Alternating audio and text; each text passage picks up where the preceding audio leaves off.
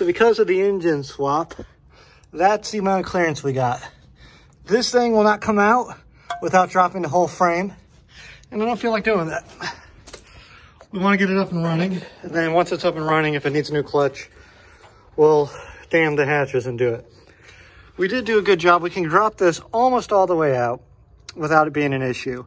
I guess I could, if I really wanted to, come over here, take off this wheel and hub, and I can get into the transmission and probably pull it out a little better. Also, that strap is helping keeping this thing balanced because the transmission is kind of integral to this whole thing working. So that's fun. So we'll get this new clutch thing in. I'll show you what we did to fix that. Sketchiest clutch job ever. So we got this thing opened. You can see old clutch throwout bearing versus new clutch throwout bearing. So we're gonna try and, because this thing kind of froze into space, so we're gonna try and make sure that everything's aligned kind of the same way it is on there. So that would be like this.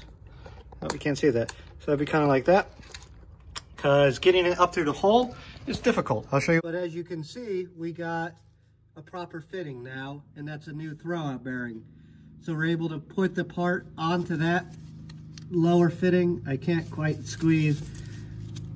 There, that one. So we were able to get this put together, and hopefully we won't have any more leaks. Neighbor mowing the lawn in the middle of December.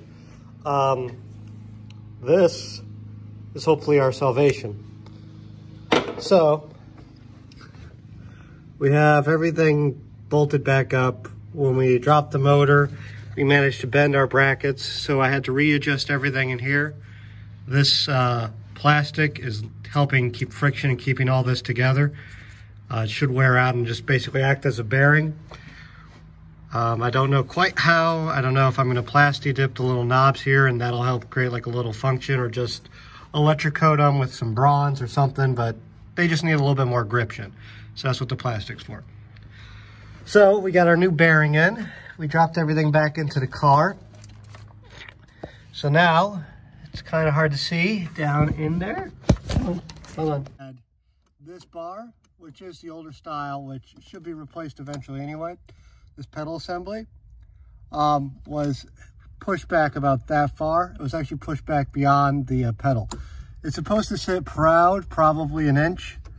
So we're gonna have to get this pedal straightened out.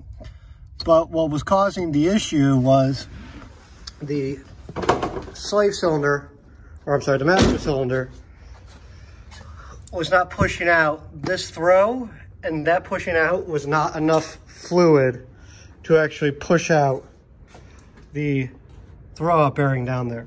So we're gonna buy a new one of those, and hopefully that fixes our issue. So we'll see. So fingers crossed. That's gonna be a little bit of a delay to get that part.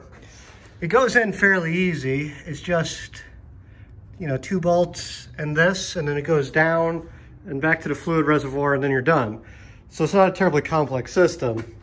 You just gotta make sure you got the right one of those. So that's what you need. Bleeding air out of this system with no avail. And I was driving myself mad because it would almost disengage. You could put it into gear, but it just wouldn't work. So what we ended up doing is we took a look down at the pedals, and I'll show you the issue. So we've been update. The problem. So we've always had an issue with this hydraulic master cylinder. We replaced it. We got a new one when we got the car, and we never really had as much push out power as we should have. It's gonna be kind of hard to show inside the car, but you see how there's 2 rivets up here?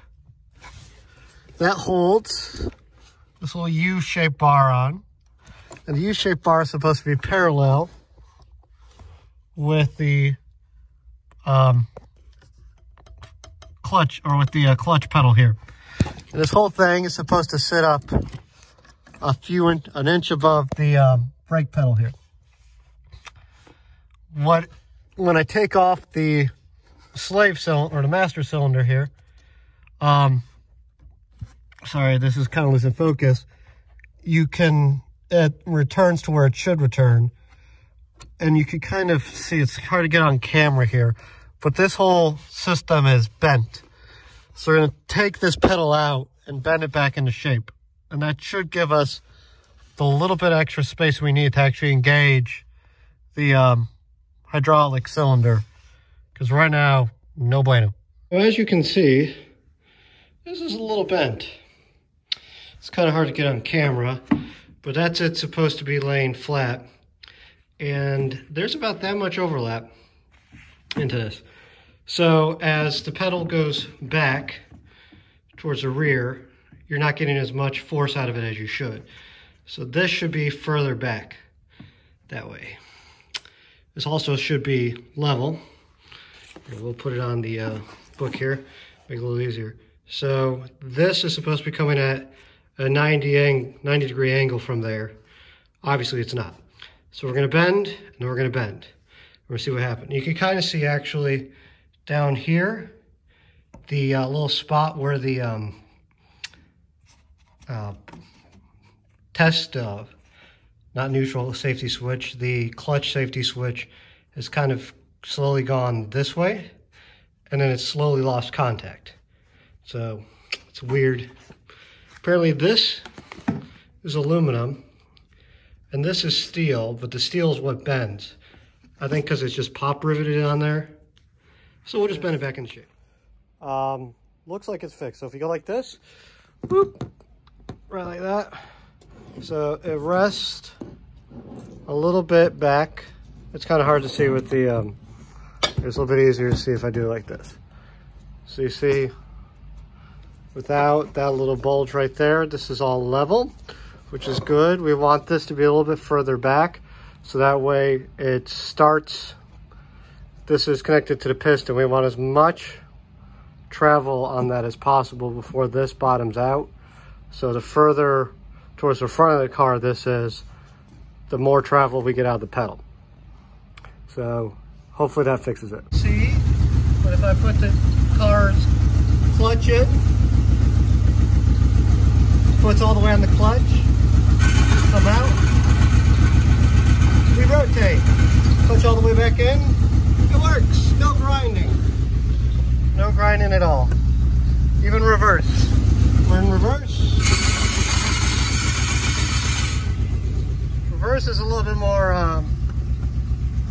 has a little bit more gusto to it. But now we just gotta get the car back together.